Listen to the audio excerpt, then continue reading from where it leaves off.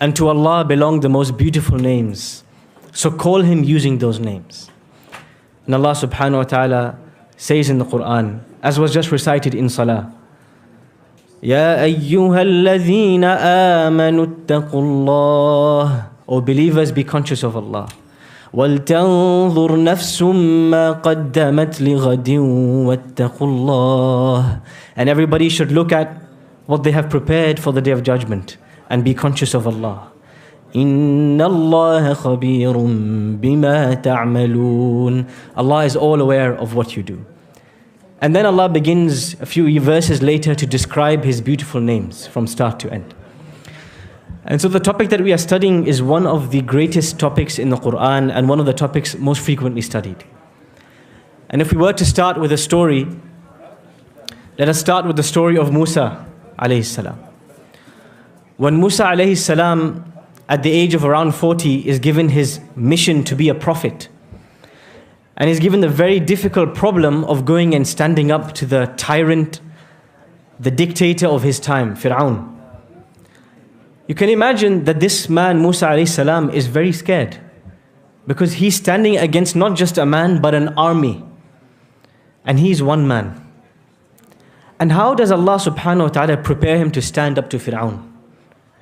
When Allah subhanahu wa ta'ala communicates to Musa for the first time and He reveals to Musa for the first time, the first thing Allah subhanahu wa ta'ala says to him is that He introduces Himself to Musa. When Musa alayhi salam sees the burning tree and he comes close to the tree, Musa alayhi salam hears the words of Allah. As Allah says, إِنَّنِي أَنَا اللَّهُ لَا إِلَهَ إِلَّا أَنَا فَاعْبُدْنِي وَأَقِمِ الصَّلَاةَ لِذِكْرِي. The first thing Allah says to Musa, Musa, you should know, it is me, I am Allah. There's nothing you should reach to in your times of difficulty except me. So be in service of me and establish salah to remember me. The first speech Allah gives to Musa is, I am Allah. And we won't realize the weight of this statement until we understand what does Allah really mean. This sentence, I am Allah, was enough to make Musa stand alone in front of an army. To make Musa alayhi salam stand alone in front of the biggest dictator and the most fearsome man on the planet. The statement, I am Allah, was enough to motivate him because he knew who he was doing it for. Many of us, our lives, we live them on autopilot, like zombies. We wake up in the morning and we go through our routine and we sleep at night. And in the day, in the busyness and the hecticness of the day, there is not a moment where we remember what are we doing it all for. In fact, according to some scholars, the core reason Allah made us is to know Him. We all know this ayah. وَمَا خَلَقَتُ الْجِنَّ وَالْإِنسَ إِلَّا لِيَعْبُدُونَ. Allah says in the Quran, I only created humankind and jinn kind just to worship me. Abdullah ibn Abbas radiallahu anhuma said, لِيَعْبُدُونَ أي لِيَعْرِفُونَ. To worship me, meaning I created them so they can know me. Imagine that Allah made us and gave us minds and eyes and ears so that we can get to know Allah. That is the reason He created these faculties. And we know so much about so many things in this world, from the trees to the plants, to the bricks. But how much do we know about Allah? We should really be ashamed of ourselves. And this is why when the Prophet ﷺ asked one of his companions, Ubay ibn Ka'b, he asked him, what is the greatest ayah in the Quran? This is a very difficult question. The Quran has so many verses, and they're all great verses. How can you choose one? In fact, if I take you to a shop and I ask you to choose a t-shirt, you will take 30 minutes. But Ubay ibn Ka'b is asked, choose the greatest verse in the Quran now. And Ubay ibn Ka'b says, I don't know. Allah and His Messenger know best. So the Prophet ﷺ says, no, tell me, what is the greatest verse in the Quran? And then Ubay ibn Ka'b says, is it Allahu la ilaha illa huwa al-hayyul qayyum. The Prophet ﷺ hit him on the chest out of happiness. And he said, لِيَهْلِكَ الْعِلْمِ يَا أَبَا الْمُنذِرِ. You have destroyed all of knowledge. You killed it, as we say today. You smashed it. You've done a brilliant job. How did he know that this is the greatest verse in the Quran? Because this verse describes Allah. And it describes Allah in the most complete way. That is why the Prophet ﷺ would recite it after every prayer and before he slept, and in the morning and in the evening. If you count it, the Prophet ﷺ would read this verse 8 times every day because it describes Allah. And what better to move a person's heart and to bring it back to life than to remember who it is, all of it is for. What are we doing it all for? So now that you know how important this subject is, and that this was the core focus of the Messenger ﷺ when he taught his companions, the first and the number one and the most important thing he taught them, who is their creator. Now let us go to the first name of Allah that we will discuss. And that is the name Allah. Who Allah? He is Allah. What does Allah mean? The Arab linguists, they had a debate.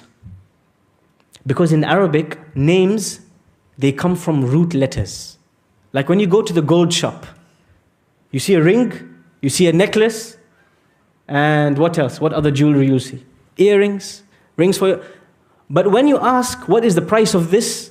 What's the main way for someone to know the value of this? It's the gold. How many grams of gold? In the end, all of these things are different forms, different shapes, but in the end, it comes back to gold. Like this, in Arabic, there are words. Daraba, he hit. Darib, he's a beater.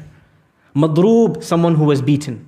So in Arabic, the way words work, it's not like that in English. You have root letters and many words come out of that.